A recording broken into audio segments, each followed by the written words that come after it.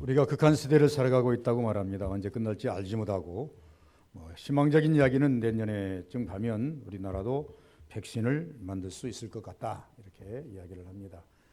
그렇다고 한다면 우리는 적어도 장기적으로 대처를 하면서 나가야 되는 삶입니다. 오늘 또 제가 오면서 어떤 기사를 한번 봤더니 국민일보도 아니고 중앙일보에서 텍트로 띄워오는 기사를 하나 읽어봤습니다. 개척교회 모여도 힘들고 안 모여도 힘들다 이렇게 써놨어요. 이유가 있더라고요. 보니까 왜 그런가 하니까 요새 지금 코로나19 발병이 개척교회를 중심으로 해서 적은 교회를 중심으로 해서 지금 산발적으로 계속 확산이 되고 있고 그걸 방역당국에서는 매일 그 부분을 심각하게 막 띄우고 있단 말이죠. 그러다 보니까 개척교회는 모여도 안 모여도 힘들게 생겼다 이렇게 이야기했어요. 왜? 안 모이면 운영이 안 되니까 결국은 이제 임대료라든가 이런 것들 때문에 교회가 문을 닫는 형국이 되는 판이고, 모였다고 했을 때 또 이런 것에서 집단이 일어나면 또 그 교회는 폐쇄가 되고, 그래서 이렇게 띄워놓은 것을 보면서 그것은 언론에서 하는 얘기고 그것은 빙산의 일각일 뿐이고, 그러면서 6만여 교회, 6만 한 5천여 교회가 이런 어려움에 처해 있다. 이렇게 20%는 자립인데 보통 우리는 80%는 미자립이기 때문에 보통 이런 어려움에 처해 있다. 이렇게 써놓은 것을 제가 읽으면서 세상에 사회적 기자들이 쓴 것을 보면서 일말에 공감은 하기는 하지만, 그러나 거기에 대해서 전부 다 100% 공감해 줘도 되겠는가? 그거는 아닌 것 같고, 그러나 우리가 자꾸 이렇게 하는 얘기는 우리 사회적 거리두기라든가 계속적으로 내 위생과 우리 가지고 있는 집단의 위생을 지키기 위해서 피차에 노력해야 된다고 하는 그런 기조에서 받아주는 것이 좋겠다. 너무나 염려하거나 너무 걱정하거나 그것 때문에 마음을 아파하거나 슬퍼할 필요는 없지 않겠는가 이렇게 봅니다. 오늘 주신 본문을 통해서 제가 이렇게 제목을 잡았습니다. 엘리야의 재단을 본받아. 엘리야의 재단을 본받아. 엘리야의 재단을 우리가 한번 본받아 보자. 엘리야 시대는 어떤 시대였는가? 우리가 한번 들어가 봐야 됩니다. 엘리야라고 하는 기본적인 그 선자를 말한다고 한다면 대단한 능력자입니다.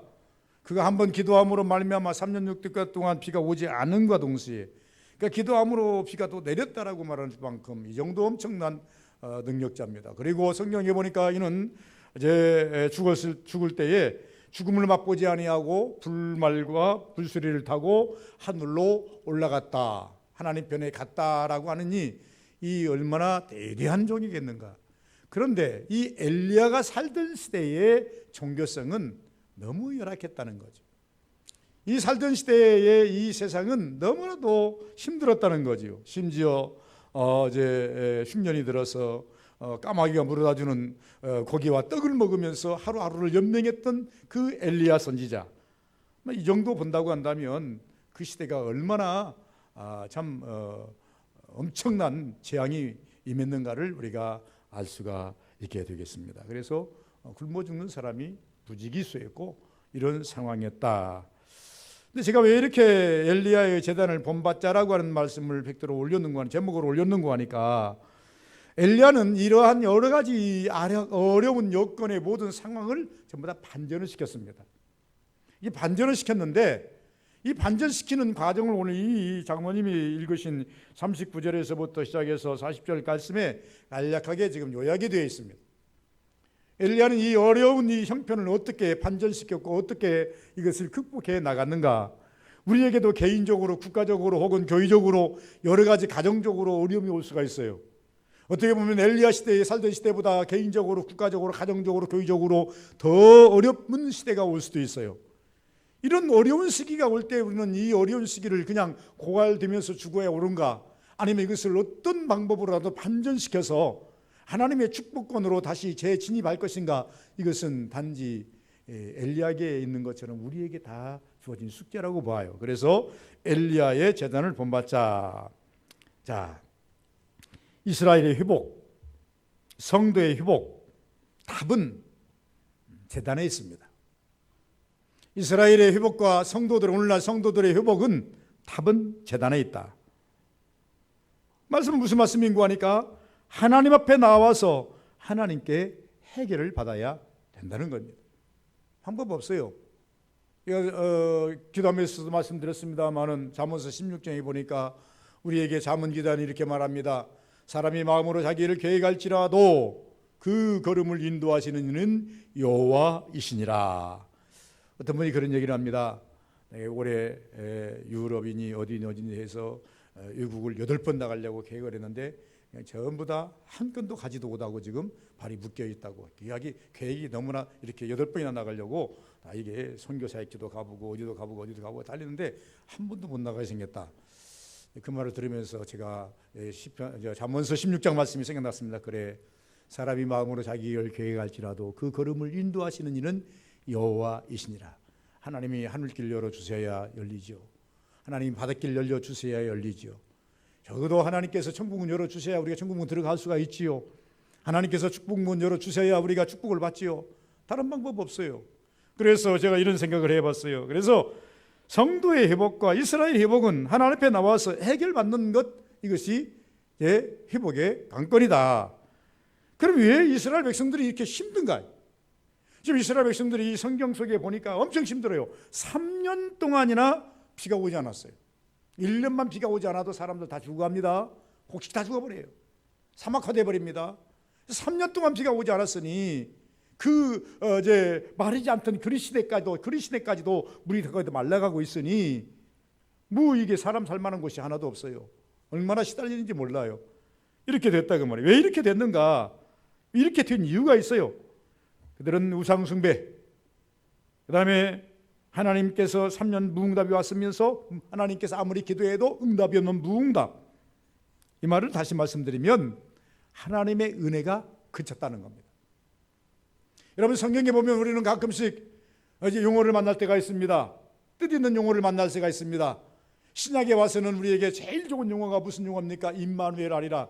임마누엘이라는 무슨 말입니까? 우리와 하나님이 함께 하신다. 우리와 하나님이 함께 하시는 그 순간부터 우리는 행복자입니다. 그런데 사무엘상에 보니까 뭐라고 말합니까? 이가붓, 하나님이 이 집에서 떠나셨다.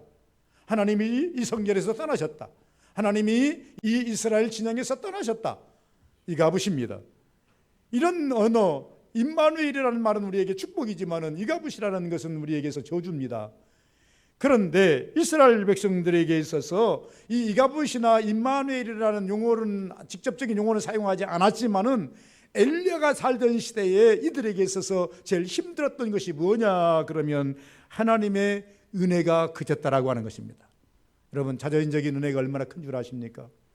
마음껏 공기를 마시고 살리니까 여러분 그냥 사는 것 같죠. 병원에 가보시기 바랍니다. 제일 비싼 것이 어떤 줄 아십니까? 중환자실에 가면요, 산소호흡기 꼽아놓잖아요. 제일 비싸요. 우리가 건강하면 마음껏 내 마음으로 배로 들이마시고 쉬고 하는 이 산소 값 하나 주지도 않고 마음껏 내게 주신 기계로 말미암아 하나님께서 자연적인 정말로 주어진 이 기계로 이계로 말미암아서 숨을 들이쉬키고 먹고 하지만 우리가 아파버리면 내 기능으로 숨을 쉬지 못하면 산소호흡기를 집어넣어 가지고 산소를 풀어 넣어주고 빼주고 하는데 이 값이 얼마나 비싼지 몰라요. 대단히 비싼 거예요. 우리는 이런 자연적인 혜택을 살면서 그것이 은혜인 줄 모르고 산단 말이에요. 여러분, 3년 동안 몇 달을 따라 늦은 비와 이른 비로 이스라엘을 막 부어주시니까 이스라엘 백성들이요, 비가 귀한 줄을 몰랐어요. 비가 은혜인 줄을 몰랐어요. 그랬더니 3년 동안 비가 오니까 이게 얼마나 비가 큰 은혜인가. 그때서야 이 사람들이 깨닫기를 시작했어요. 건강할 때는 하나님의 은혜인지 몰라요. 그러나 건강을 잃어보면 그때 건강한 것이 하나님의 은혜구나, 이것을 우리가 알게 됐어요. 우리가 웃을 수 있고 우리가 기뻐할 수 있고 이것이 하나님의 은혜인지를 모르다가 어느 날 이 은혜, 이 기쁨과 이 모든 것을 다 빼앗기고 난 다음에 고통과 그 슬픔이 있을 때에 내게 평안이라는 것이 얼마나 큰 은혜인가. 그래서 이스라엘 백성들에게 있어서 제일 왜 힘든가라고 하는 것은 하나님의 은혜가 그쳤다는 것입니다. 그래서 이 지금 엘리야가 앞장서서 하는 것이 뭐냐 그러면 다시 하나님의 은혜가 내리게 하자. 여러분, 우리는요, 적어도 하나님께 기도할 때, 하나님 앞에 우리가 엎드릴 때에 다시 한 번 더 하나님의 은혜가 임하게 하자. 내 삶 속에 하나님의 은혜가 다시 임재하게 하자. 여기서부터 출발해야 될 줄 믿습니다. 하나님의 은혜는 있어요. 하나님의 은혜는 항상 있는데, 그런데 문제는 뭐냐면 이스라엘 안에 뭐가 임하지 않았다니 비가 내리지 않는다는 얘기예요. 그 이스라엘 안에 비가 안 내리면 다른 국가도 비가 안 내리느냐? 아니에요. 다른 국가는 비가 내려요. 그런데 어디에는 비가 안 내려요? 이스라엘에는 비가 내리지 않아요. 그래서 이스라엘은 은혜가 멎었다는 겁니다. 그렇다고 해서 그것처럼 은혜를 다시 내리게 하자. 두 번째는요, 왜 이스라엘 백성 앞에서 엘리야가 이제 깃발을 들고 나왔는가? 선봉장에 서서 다시 회복해야 된다고 생각했는가? 두 번째는요, 하나님의 간섭이 없었다는 겁니다. 참 우리는 하나님이 간섭하면 싫습니다. 다 큰 아이들 키워보니까 다 큰 놈들은 간섭하면 싫어하더라고요. 그래서 네 마음대로 하세요. 요새는 이제 그렇게 그것이 모두가 네 마음대로 하세요. 네 인생 네가 책임지는 것이니까 네 마음대로 하세요. 애기도 아니고 이렇게 생각이 들어요. 그런데 미안한 얘기지만요, 부모의 간섭이 복인 줄 믿으시기 바랍니다. 왜? 간섭해서 안 되면요 해결해 줘요. 부모들이 어린 아이들이에요. 애들이 뭘 가지고 놀면서 자기들이 고장 내놓고 그걸 가지고 자기가 고치겠다고 손잡고 난리를 칩니다. 못 고쳐요. 더 망가뜨려 먹어요. 부모들이 그걸 고쳐주려고 그러면요 싫다고 합니다. 거부를 해요. 그런데 현명한 아이는요, 고장 나면 빨리 부모에게 갖다 주면서 고쳐달라고 그러면요 그 못 고치면 사다 줘요. 그런데 끝까지 그걸 붙잡고 있으면요 그냥 내방 치는 거예요. 네 마음대로 해요. 네 마음대로 해라. 여러분, 우리가 이것을 우리 신앙적으로 한번 우리가 각인해서 다시 한번 들어보십시다. 하나님의 간섭, 이스라엘은요 하나님의 간섭이 너무나 심해요. 사사기서를 보시면요 하나님의 간섭이 얼마나 심한지 몰라요. 이스라엘 백성들이 조금 하나님 말씀대로 살면 하나님께서 그들에게 복을 주시지만 복도 간섭입니다.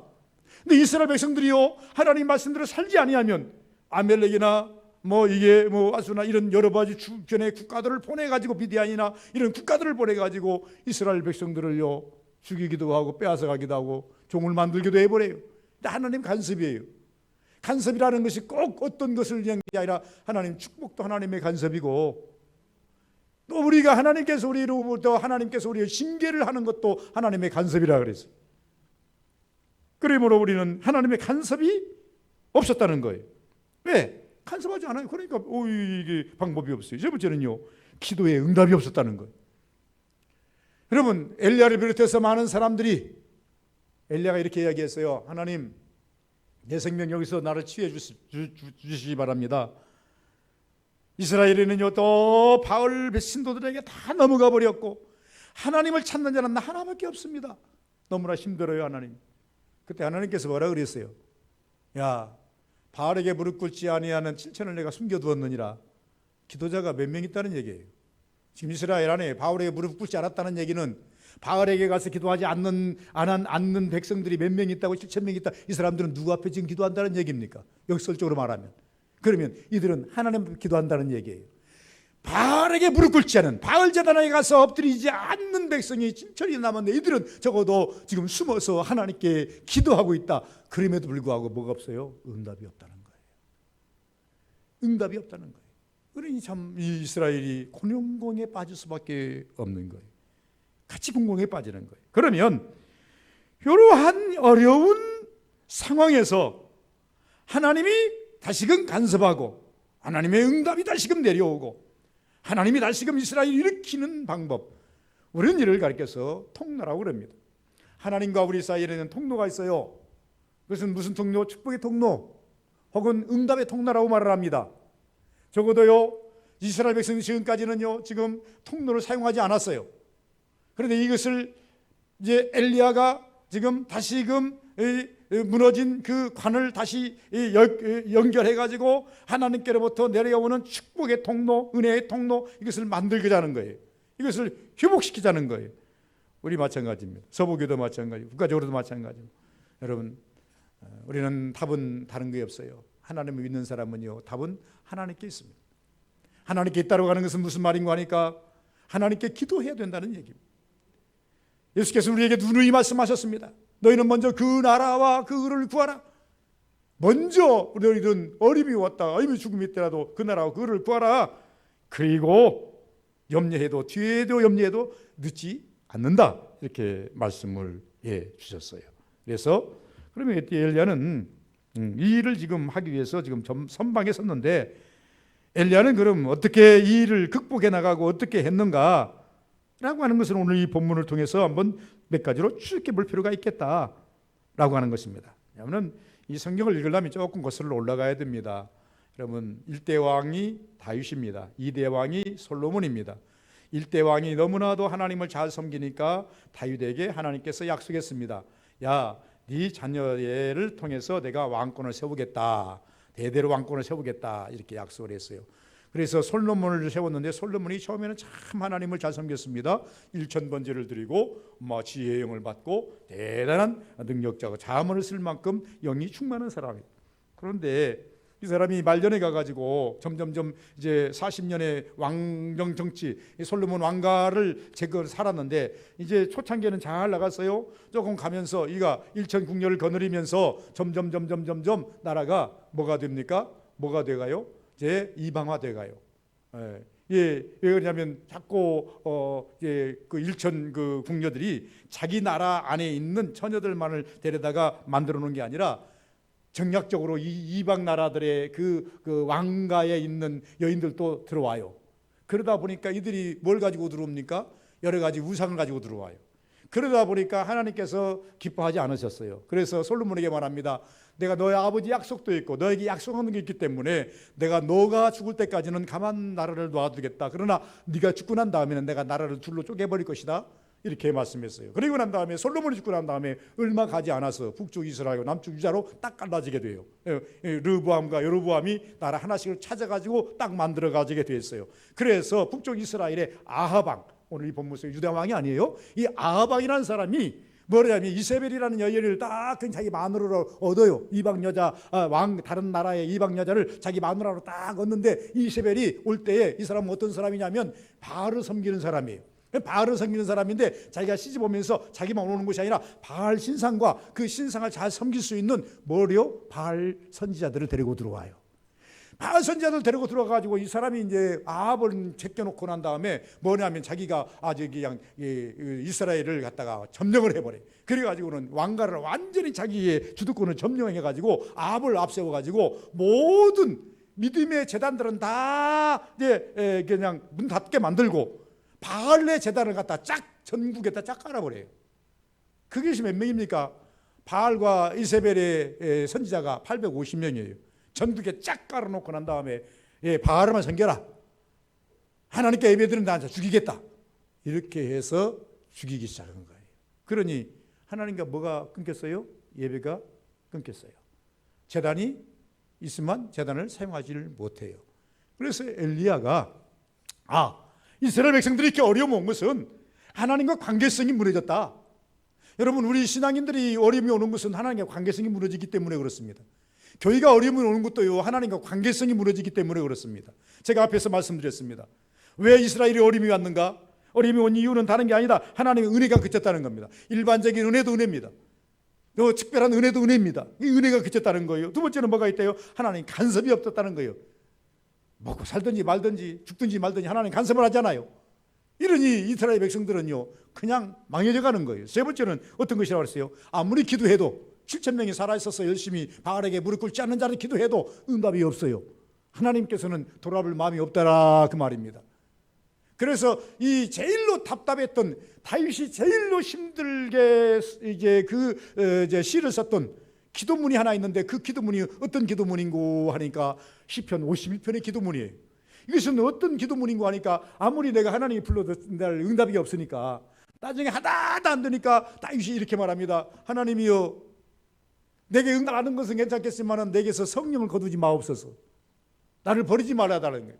어느 땐가 하나님 반드시 하나님께서 응답해 주실 것을 믿고 있더라 그 말입니다. 이렇게 이야기를 해요. 그래서 이 엘리야가 어떻게 하면 하나님과의 관계성을 회복할 수 있을까? 어떻게 하면 다시 닫힌 문이 열릴 수 있을까? 어떻게 하면 하나님의 축복이 다시 이스라엘에게 다시 내려와서 이스라엘 모든 사람에게 전과 같이 하나님을 찬양하고 하나님을 섬기고 하나님께로부터 이제 보호를 받고 이럴 수 있을까? 고민하다가 하나님의 음성을 듣고 바알에게 선포를 합니다. 너 바알 신도들하고 내가 싸우려니까 싸우는 그 창을 좀 만들어 달라. 그래서 내기를 하자.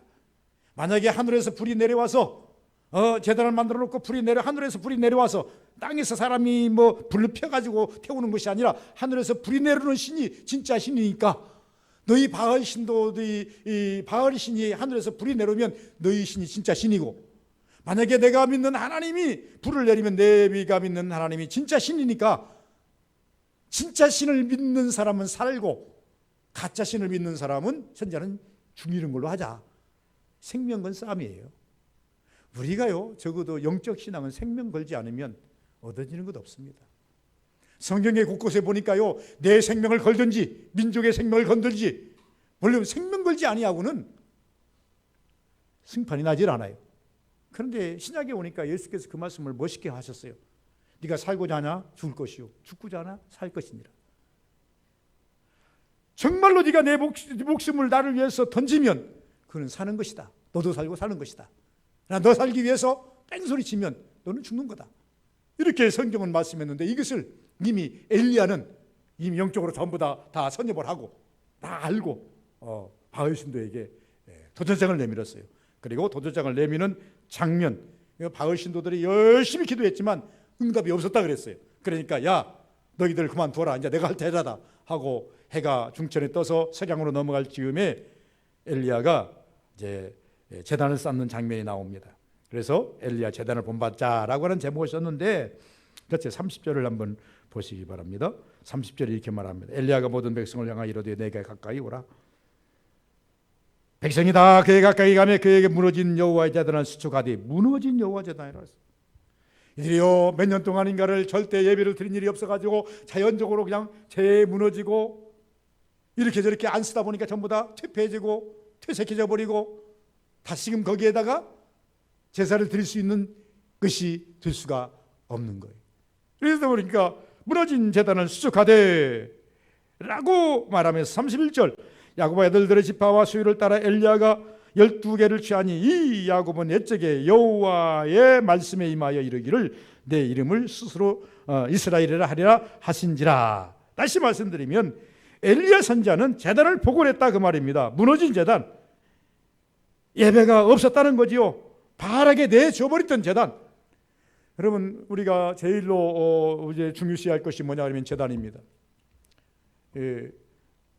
다윗은 이렇게 말합니다. 제비도 뭣도 다 죄의 제단에서 보금자리를 넣고 힘을 얻는다 이렇게 말씀을 했습니다. 그래서 다윗에게 있어서 제일로 축복이 뭐냐 그러면 이제 제단이었다는 것이죠. 그래서 이스라엘 백성들은요 이스라엘 가보면은 다윗 왕궁과 그리고 그다음에 성전이 가까이 붙어 있습니다. 가까이 붙어 있어가지고 항상 이제 왕으로서 제단에 가서 기도하고 이런 일들을 반복했다라고 하는 것을 볼 수가 있다 그 말입니다. 그래서 제단을 복원하자, 예배를 복원하자. 오늘 많은 교회들이 지금도 이제 온라인으로만 예배를 드리는 교회들도 많이 있습니다. 언제까지 그럴지 모르겠어요. 오늘 교회들이 이러다 보니까 문제가 된다. 그래서 이제 교회들이 그렇게 지금 물이 두저우니까 하고 있어요. 그래서 조금씩 열어갑니다. 주일 낮 예배만. 어떤 교회는 뭐 이제 전체적으로 이런 교회도 있는데 이런 교회들이 많이 있다는 것을 봤습니다. 그러나 우리는 적어도 영적인 측면에서 지금 들으셔야 됩니다. 제단이라는 것이 꼭 마음의 제단부터 시작해서 우리는 복원해야 됩니다. 두 번째는요 32절을 보니까 믿음의 제단입니다. 그가 여호와 이름을 의지하여 돌로 제단을 쌓고 제단을 돌아가며 곡식종자 두세 알 둘만한 도랑을 만들고, 또 33절을 보니까 이렇게 말합니다. 또 나무를 버리고 송아지 각을 떠서 나무 위에 놓고 이르되 통 넷에 물을 채우다가 번제물과 제단 위에 부으라 하고, 또 이르되 다시 그리하라 하여 다시 그리하니 이르되 세 번째 그리하여 하니 세 번째 그리하니 35절 물이 제단에 두루 흐르고 도랑에 물이 가득 찼더라. 참 대조적이죠. 아까 지금 이 전에 이 앞전을 보시면 바알 신도들이 바알 선지자들이 제단을 쌓았어요. 똑같이 제단을 만들었어요. 그들은요 창자 위에다가 제물만 올려놓고 그러고 난 다음에 450명 대단한 군단이지 않습니까? 450명이 뺑 들어서 서서 그냥 이제 자기들이 이루는 주물을 이루면서 막 이제 무엇을 이제 기구들을 때리면서 막 이게 했다 그 말입니다. 그러나 불이 내려오지 않았어요. 그런데 엘리야는 말하기를 예를 들어서 바알 신도들이 쌓은 제단처럼 장작 놓고 구에다 제물만 올려도 될 것인데, 그런데 이 엘리야는 그렇게 하지 않았어요. 이 제단의 모형이 어디 나오냐면 여호수아 4장에 보면 나옵니다. 여호수아 4장에 보면요, 이스라엘 백성들이 가나안 땅을 들어가기 위해서 요단강을 건넙니다. 요단강을 건너니까 요단강에서 물이 딱 멈춰버렸어요. 위에 물이 멈췄고 밑에 물이 흘러가 버리니까 마른 땅까지 됐어요. 그러니까 하나님께서 여호수아에게 말합니다. 너희들은 그 요단강가에 있는 그 돌 12덩어리를 쥐하에다가 각 지파별로 한 덩어리씩 가지고 나와라. 그래서 이 요단강 안에 있는 돌을 각 지파들이 12명이 하나씩 들고 나왔어요. 들고 나오니까 그것을 진영에다가 쌓아라. 12돌을 딱 놓았어요. 12줄을 놓고 난 다음에 구에다 뭘 놓았냐면 법궤를 놔요. 그리고 난 다음에 이것이 상징이고 이것이 기념이니라. 그 기념비를 세워요.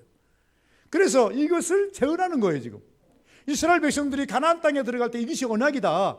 이스라엘이 요단강을 건너야 어디가 나옵니까? 가나안 땅에 나오는 것 아니겠어요?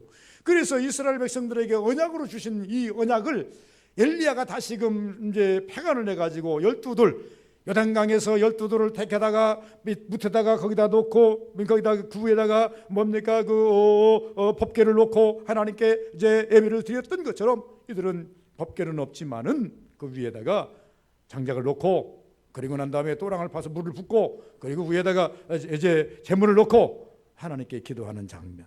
이것은 어떻게 보면 사람들이 생각할 때 그럴 거예요. 아이고야, 저 마른 나무도 불 붙기가 힘든데 어떻게 물을 부숴가지고 나무에다 물을 부숴버리고 도랑까지 물이 꽉 찼는데 이제 불이 붙을까? 엘리야는 나분이 이 부분에 대해서는 믿음이라고 생각합니다. 믿음의 제단이다. 제단불은 인위적으로 붙이는 게 아니에요.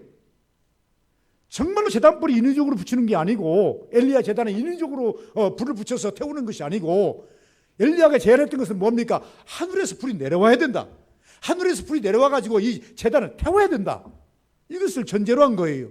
그러려면 많은 사람들이 의심을 사는 것을 다 불식시키기 위해서 물을 부어서, 아예 인위적으로는 도저히 붙여서는, 인위적으로 불을 붙여서는 도저히 불이 붙지 않는 그러한 제단을 만들어 놓고 했다, 그 말입니다. 다시 말하면 저는 이렇게 생각합니다.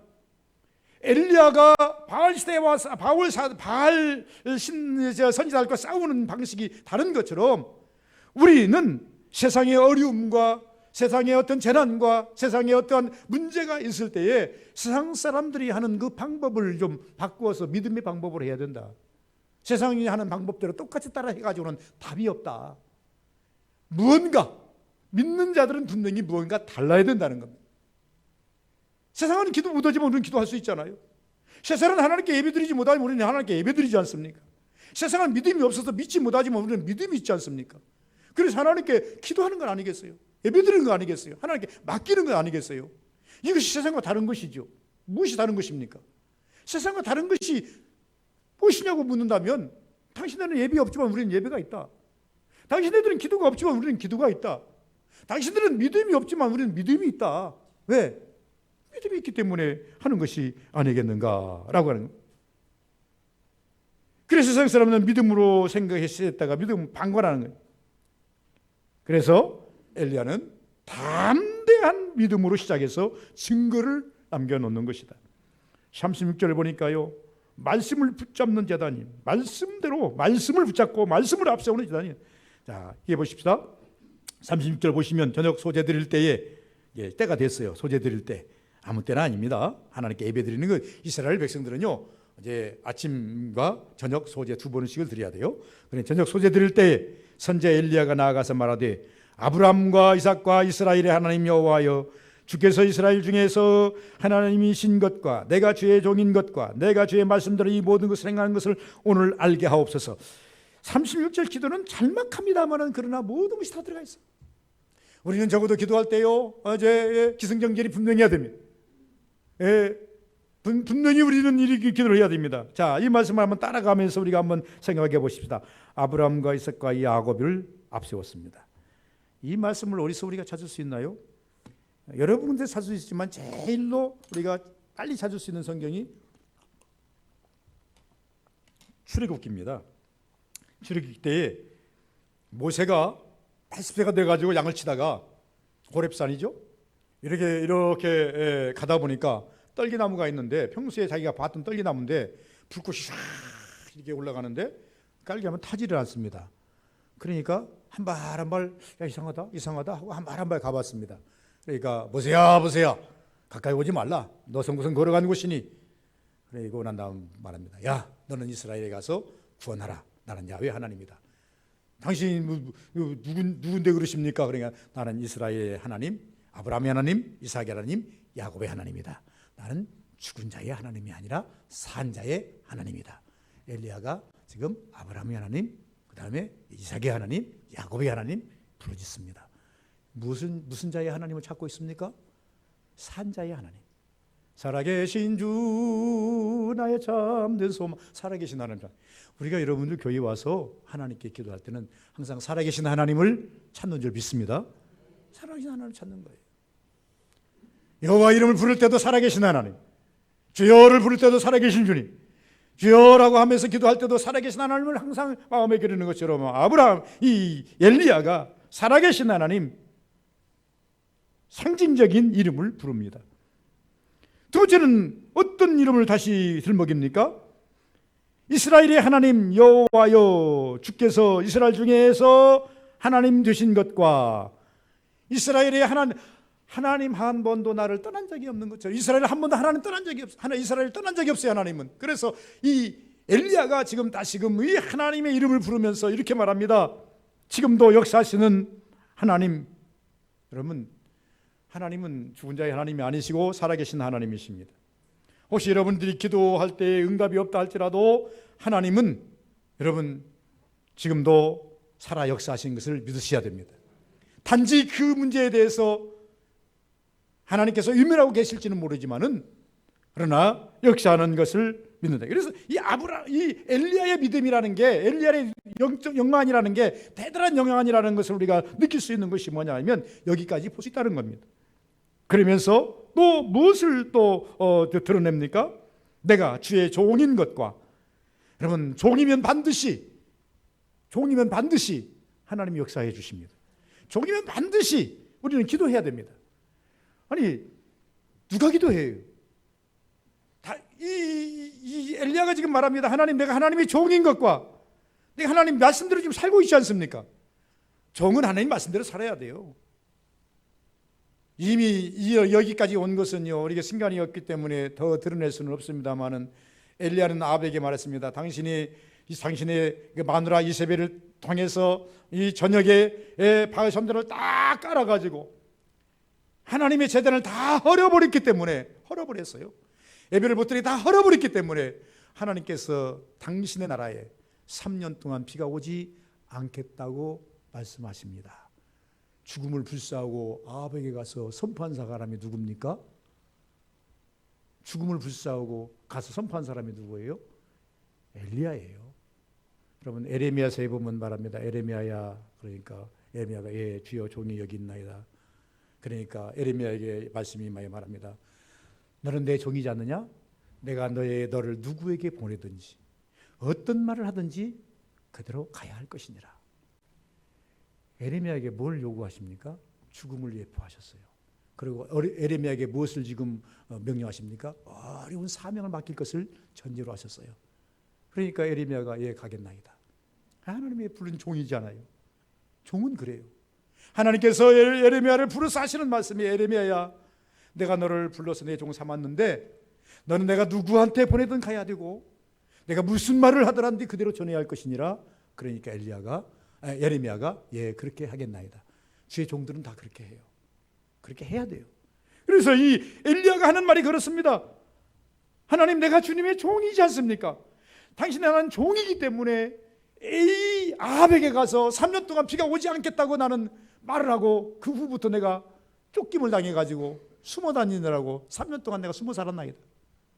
사납다가 아버지 집에 가서 숨어 살았고, 그리신에 가서 내가 까마귀 고기를 먹고 살았고, 그리고 도망다니며 살았나이다.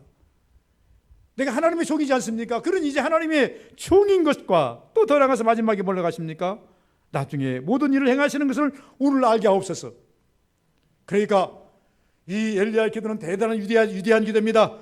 하나님은 살아계신 것을 증명해 주세요. 이 말입니다. 하나님 지금도 역사하시는 것을 증명해 주세요. 내가 하나님의 종인 것을 주님 좀 인정해 주세요. 무슨 사람들한테 증명해 주세요. 내가 기도들이 이루어지면 아, 저 사람이 하나님의 종이구나 알 거 아니겠어요. 능해 주세요. 그리고 이 백성을 기억해 주세요. 여러분, 이런 기도 하나님께 안 들어주시고 누구 기도를 들으시겠어요? 우리가 말합니다. 예수께서 말씀했어요. 너희들은 기도할 때 이렇게 기도하라. 하늘에 계신 우리 아버지 이름이 거룩히 여김을 받으시오며. 첫 번째 팩트가 뭐예요? 하나님 영광 아니겠습니까? 엘리야가 그대로 기도하는 거예요. 하나님 영광. 하나님 영광입니다. 그리고 난 다음에 나에게 복을 주시고 일용할 양식. 오늘 필요한 것은 비가입니다. 제가 일용할 양식에 대해서 이야기했으니까 아실 줄입니다요. 오늘 필요한 양식은 지금 엘리야에게 오늘 필요한 양식은 까마귀가 물어주는 고기가 아니라 오늘 엘리야에게 필요한 양식은 하늘에서 불이 내려오는 것입니다. 여러분 하루 살아갈 때 필요한 양식이 다를 줄 믿습니다. 필요한 양식을 주세요. 그러면 신약 성경에는 뭐라 그랬어요? 일용할 양식을 주옵시고 주신다 그랬으니까 이런 양식이 각각 달라요.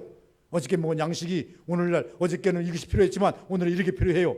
과거에는 이제 그리시네가에서는 뭐가 필요했어요? 그리시네가에서는 까마귀고기가 필요했어요. 사랍다 가부 집에 가서는요 가루가 마르지 않고 기름독에 기름이 마르지 않는 것이 일용할 양식이었어요. 왜? 그날 먹고 살아야 되니까.